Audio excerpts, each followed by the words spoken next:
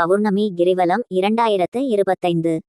திருவண்ணாமலையில் பக்தர்கள் மிகுந்த பக்தியுடன் பௌர்ணமி நாட்களில் அருணாசலேஸ்வரர் கோவிலையும் அண்ணாமலையார் மலையையும் சுற்றி கிரிவலம் செல்கிறார்கள். மார்கழி மாத பௌர்ணமி கிரிவலம் வரும் 13 நத்தேதி திங்கட்கிழமை காலை 5:29 மணிக்கு தொடங்கி 14 நத்தேதி செவ்வாய்க்கிழமை காலை 4:46 மணிக்கு முடிவடைகிறது.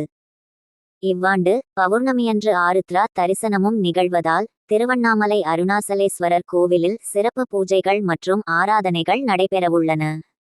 இதனால் லட்சக்கணக்கான பக்தர்கள் திருவண்ணாமலையில் கிரிவலத்தில் பங்கேற்க உள்ளனர். கிரிவலத்தின் முக்கிய தருணங்கள்: மகா தீப தரிசனம்.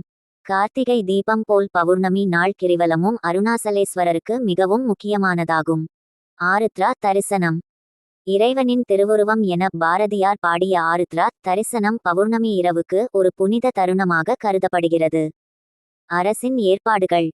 பக்தர்களின் எண்ணிக்கை அதிகரிக்கும் என்பதால் மாவட்ட நிர்வாகம் மக்களுக்கு தேவையான தண்ணீர், உணவு, மருத்துவ உதவி போன்ற அடிப்படை வசதிகளை ஏற்படுத்தி வருகிறது. கோவில் நிர்வாகமும் பக்தர்களின் வசதிக்காக பல ஏற்பாடுகளை செய்துள்ளது. உகந்த நேரம்: பௌர்ணமி தினத்தில் அதிகாலையில் அல்லது மாலை வேளைகளில் கிரிவலம் செல்லுவது சிறந்தது. இதனால் வெப்பம் குறைந்து அமைதியான முறையில் கிரிவலம் செல்லலாம். நன்றி.